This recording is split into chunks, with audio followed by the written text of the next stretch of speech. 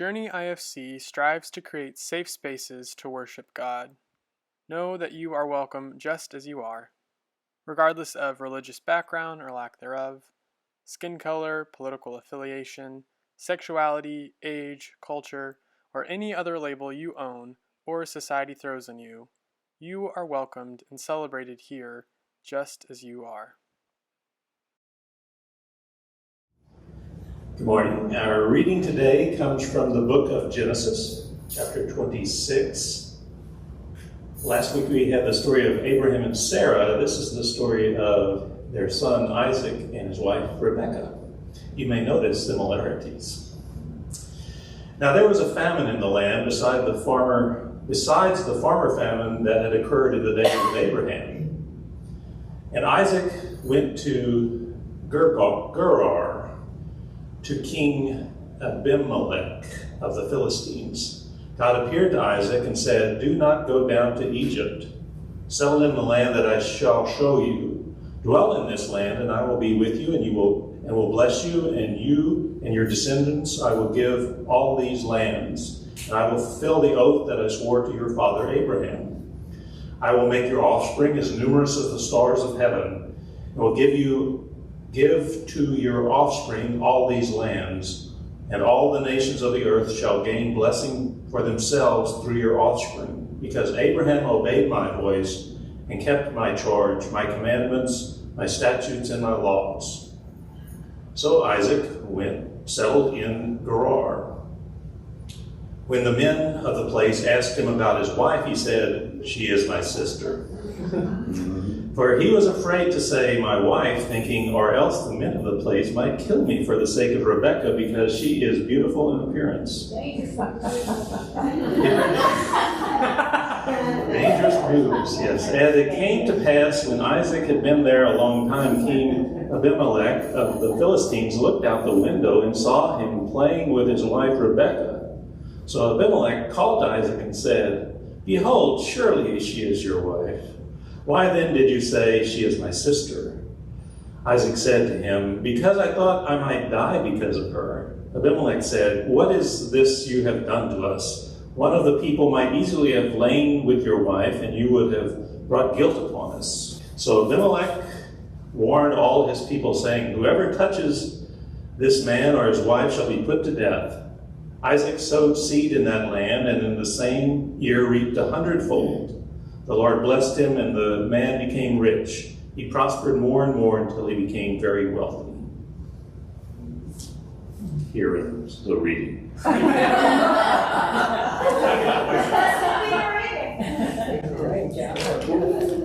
God is so sweet. Thank you. So, like we've said, if you were here last week, you probably were scratching your head like, didn't we already read this story? This sounds really familiar. And the apple doesn't fall far. Yeah, the apple doesn't fall far from the tree. And I would say, the story is kind of like that other one, and but it takes place just like Abram and Sarai fleeing from the famine, and then they lie about being married to say that you're my sister. The same thing happens with Isaac. And Isaac, in a sense, is stepping into this kind of birthright by experiencing this famine and lying about his relationship with his wife Rebekah and saying that it's his sister and it's all to save his life. We've heard this before. We heard it last week. And the weird thing about this narrative is that it actually occurs a third time before this. So Abraham tells that, my wife Sarah, that's actually my sister. He does it 2 times before his son happens to do it. So not once, not twice, but 3 times we get this weird story, and it becomes this kind of pattern. And so, as we know, patterns can be really hard to break. So the story goes that Isaac was born to Abraham and Sarah, but it was no easy feat for them because due to their advanced age and whatever life circumstances were going on, Sarah was not able to get pregnant. And so that's where Hagar comes into the story. This is an enslaved woman to the family, and she's taken in as Abraham's second wife, and she bears him a son named Ishmael. And this causes a lot of strife between Sarah and Hagar, because it's now this power move. Who's the real mother? Who gets the blessing? Which child gets the inheritance? All of that. And so Sarah ends up actually sending Hagar away, because she wants her to die in the wilderness. But, however, for some reason, God sends Hagar back and eventually raises Abraham's firstborn child, Ishmael. But eventually a miracle occurs where Sarah is told that she will be pregnant, which is this big deal. She's really excited. But when Sarah is told this, she laughs out loud. She laughs. She thinks, well, that's funny. We've got Hagar to have a kid. I'm too old. This isn't going to happen. And so she laughs out loud, and her son is therefore named Laughter. Or as we say, Isaac, the Hebrew said Yitzhak would be this laughter. And so the name Isaac is important because in a lot of Isaac's stories, this laughter thing keeps coming up. Because the meaning here, it kind of comes off as he's always the butt end of the joke. So all of these sad and twisted Bible jokes are happening where he always is like, poor Isaac, something else, his sons duped him, all of these things happen, but it also means that he has this pattern throughout his life of messing up or being duped in some way or another. One example of this is when he was a child, he was out playing and with his younger brother Ishmael. And the Hebrew here says that Sarah sees them playing, but the word here playing, which is also in the verse we just read, is actually kind of like saying he was Isaacing Isaac. So it's where Ishmael was Isaacing Isaac. And so this translation here can be molesting or fondling or playing with or laughing with. It's this weird translation that it's hard to know what was happening, but whatever it was, Sarah saw it and gets upset, and she is so enraged that she sends Ishmael and his mother Hagar away, and they're gone. That's the end of their story. And that's kind of where the big Christian-Islam split kind of happens, is around that. But in this scenario, Isaac is caught being Isaaced at, whatever that means, maybe laughed at, mocked at, messed with, whatever it was, and this becomes one of the first instances of his name gaining significance here. And then later in the story, we know that Isaac is almost sacrificed by Abraham to appease God, because God tells him to do it, and so Abraham tries to and is stopped, and so we have that weird story of Isaac again is kind of at risk. He's kind of the butt end of that story. And it's interesting because the son named Laughter is almost killed by his father. And then we have a story when Isaac is searching for his wife, and he's out in the middle of a field when his future wife, Rebekah, sees him. But the thing about that, we were like, whatever, he's out in the field, but that probably meant that he was out using the restroom when Rebekah saw him. And so even here, when he finally meets his wife, he is out using the restroom. And so again, it's this joke. He's always the butt end. He's always getting something wrong. Something bad's happening. He's in the wrong place at the wrong time. And then we have our story today where him and his wife, Rebekah, are in a time of a great famine, just like his father experienced many years ago. And so God appears to Isaac and tells him, unlike your father, don't go to Egypt. You're going to go to a land that I show you. And you're going to be able to survive the famine if you go here. So go to this place that I will show you. And when you do this, all of those blessings that I promised your father, they'll follow you. The pattern will continue. You will get those same blessings. He says, the blessing that I will bless you and your descendants with a home, with a land, and I'll make your offspring as numerous as the stars. And all nations, I love this. Last time it was all families will be blessed, but all nations shall be blessed through you and your line. This blessing has been passed down along with this weird story, and the pattern is just repeating over and over. Isaac, knowing the stories of his parents escaping famine, seems to turn to the same fear thing where he's like his father Abraham, and he decides to take control of the situation, to retain his power, and he wants to save his own life by telling the people of the region that is helping him that his wife Rebekah is actually his sister. And this is because she was very beautiful, as he's in head. It's so hard to be a beautiful woman, right? It's dangerous, it is. And he didn't want to be killed, so what he does is he makes his plan. He says, you know what, I'm going to say that this is my sister. It worked for my dad. He's done it twice before. I'm going to try it on. But note that when Abram did it with Sarai, he asked her to do it. In this story, Isaac just does it. Doesn't ask Rebekah, doesn't get any pre-approval. He just does it, which is, again, him being the butt end, it seems, of the joke. So it says that they lived there for a long time, and as brother and sister, I guess, is what they seem to be doing. And the king of the region one day looks out his window and he sees Isaac. And I put the translation here, playing with his wife, but again, he's Isaacing with his wife. And so it's again, is it fondling? Is it molesting? Is it playing with? Is it laughing with? What is this translation? We're not sure. It's that same word found in Isaac and Ishmael's story, and so it holds all these possible meanings. But whatever it is, it shows to the king that they are definitely not siblings. That is not the story, that is false. This is a false narrative. So the king calls in Isaac and says, "Why did you not tell us she was your wife?" And we might be like, well, this sounds familiar. This is exactly what the Pharaoh said to Abram. And when we were in Abram's and Sarah's story, and Isaac explains that, well, this worked for my dad, so I thought it was going to work for me. And I just wanted to save my life. She's beautiful. I didn't want to be killed. And so the king says, well, someone could have laid with her or married her, and then we would have had the guilt on us. Because you did this, that could have fallen on us, just like it did with Pharaoh and Sarai. So the king warns all the people, saying, don't even touch them. Don't touch Isaac or Rebekah, or you will be killed. He really puts an end to any idea of that happening. And then the story wraps up really beautifully with Isaac sowing seeds, and in the same year reaping 100-fold. And it says that God blesses Isaac so much that he becomes rich, just like his father, and obtaining all this great wealth and all of this stuff. But it all happened in this strange retelling of history where Isaac screws up what his father had done before him. He doesn't even get it right. He knows the story and doesn't get it right.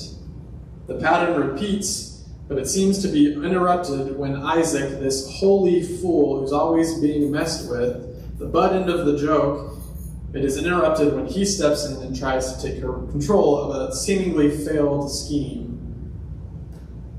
In seminary, I took a course at the Seminary of the Southwest, which is a really awesome course based around the idea of family systems therapy and that kind of modality in counseling. And if you're not familiar with family systems work, it's this counseling theory or approach that views issues in relationships through the lens of an entire family system, an entire family dynamic. So it's kind of this, not looking at one person, but looking how they relate to everyone in their family and everyone they work with and every connection they have. All of that's included in this. So that means that a counselor using this technique would examine the entire family, and they would look at the family patterns that happened when they're assessing and trying to figure out and trying to approach whatever problem is presented in the counseling relationship.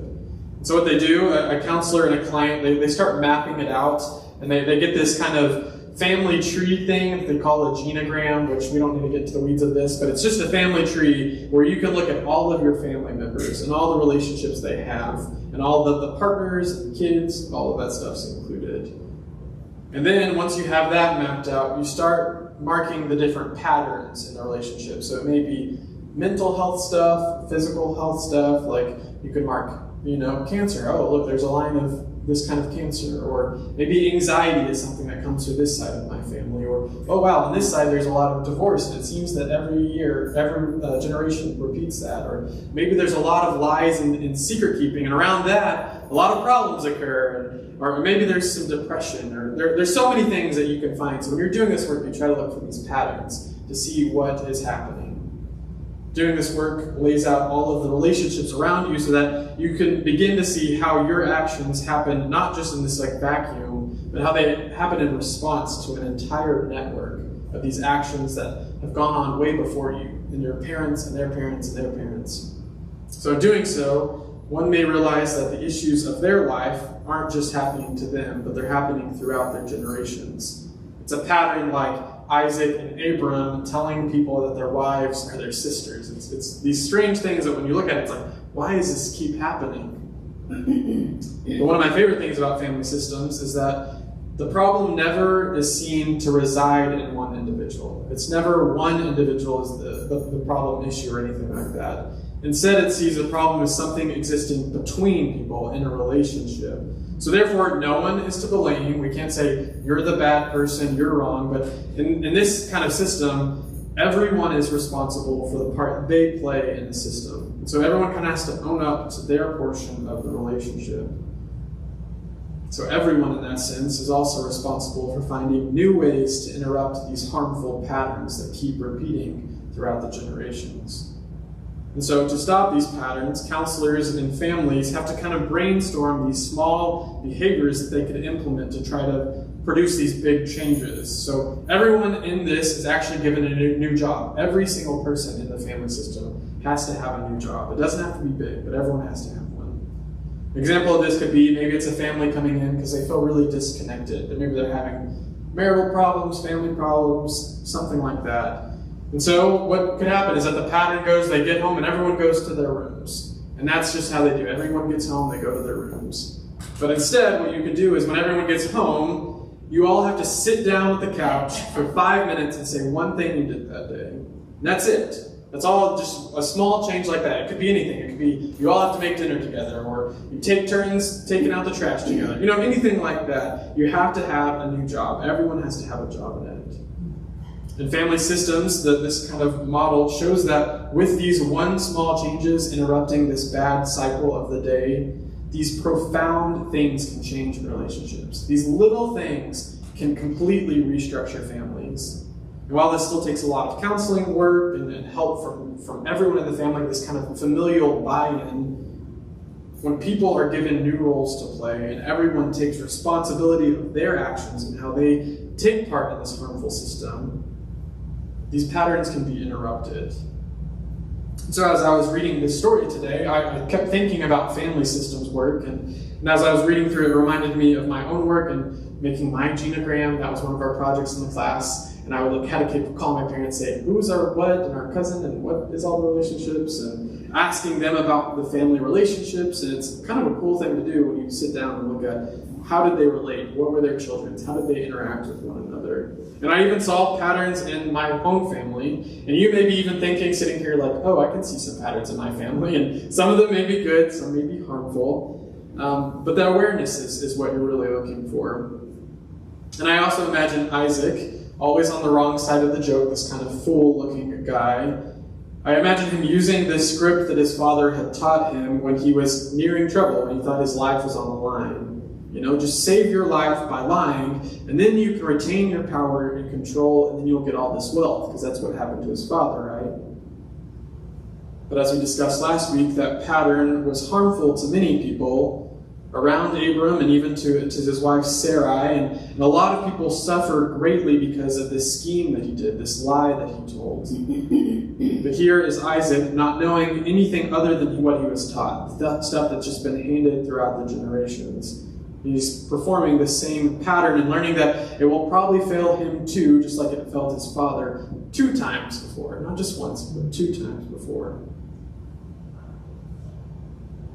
However, the story changes trajectories a little bit because one character in particular was willing to respond slightly differently. They had a new role in the relationship, and it was actually the king who did it. It wasn't the family, it was the king. He was also part of the family system.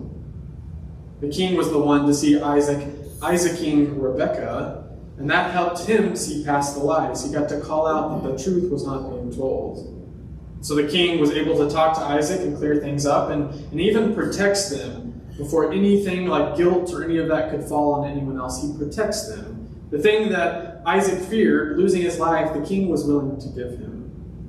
And you know what? They probably knew the patterns too. They were in relationship with their families. They probably saw it and they're like, why are you doing this again? Why do they keep doing this same pattern? And it seems that this pattern is broken with Isaac because his lying with Jacob and Esau, and after that, they don't seem to follow the same trajectory. Probably because they looked at Isaac's story and laughed at how foolish it was. Maybe going back to Isaac's name meaning laughter, they were like, oh, we'll just laugh that off. But we too may be looking around at the world thinking there's some things that are laughable, that, wow, how could anyone do such a foolish thing? But as family systems reminds us, the problem does not lie in an individual, but between people and in relationships. And these patterns are hard to unlearn and break if we're not willing to look at our parts in them and look at all this relationship and all the other people's parts in them. And if we're not willing to find new and healthier ways to respond, it's just going to keep perpetuating itself. This takes us owning up on our part of this harmful relationship. And it takes us teaching others these new and healthier scripts. Now just imagine, think of all the changes that have happened around LGBTQ rights and race and all of these things where churches and communities are rewriting scripts. There in our book study today, it's like the cornerstone economics where we get to change the rules if we want to love people well. It makes me think of that. But the story of Isaac and the story of Abram all share one thing that we also get to be adopted into, that we get to inherit as well. And that is this blessing that begins and ends the chapter. The blessing is that we will be blessed with so much that it'll outnumber the stars. And we'll be blessed with life and food and safety and one another. These are all blessings. And no matter how hard Abram and Isaac tried to perform these harmful patterns, this blessing was always going to meet them in the end.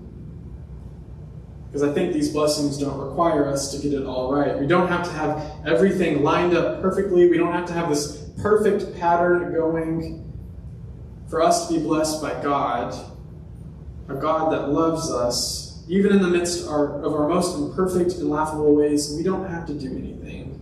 We are guaranteed this blessing.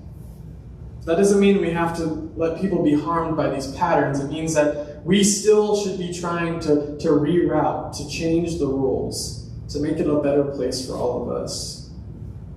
So I encourage us to live into this blessing while also knowing that it's okay to change these patterns. It's okay to find healthier ways of being in the world. It's not going to be easy. It's rewriting histories of stuff. And know that when we do this work together and when we work for these new patterns, it only takes these really small changes to have the deepest impacts. It reminds me, a lot of people think like, what I do doesn't matter. What I do can't impact the world. But in family systems it says, no, one small thing can change everything. And I think that's what we're being called to, is to do these small things to change the world. And if we do that, we can start this pattern of love and acceptance and truth. And we'll know that no matter what we do, the blessing will always meet us at the ending. So may it be so. Amen. So since we've been talking about rain and drought, I thought about the importance of water. And I know in some traditions they have holy water, and they bless each other with water. And when they walk into the sanctuary, they mark themselves with water. But I just thought what a blessing it was in the midst of this series to finally have rain. And I thought of just that feeling of yesterday at being at Pride and just like standing in the rain, and it just was the cool drops on a hot day. I just thought it was such a blessing. And so what I want us to do is I want us to bless one another. This water becomes holy, it becomes a blessing when we bless it for one another. We don't have to be certain people or do it a certain way. And so what I'm going to invite you to do is to come forward, and you'll receive a blessing if that's okay with you. We'll do it on the forehead. If that's not okay, you can also do it on your hand, or you can just come over here. I'll be over here if you just want to pray with someone. If you want to do both, you can do that as well. But we'll bless one another. You can say whatever words feel right. You can just say, "You're blessed," yo, whatever. It's okay. Or you can be more profound than whatever I just thought of in that moment. But yeah. I'll do that, and then we'll just kind of line up and go with that. So come forward as you feel so called.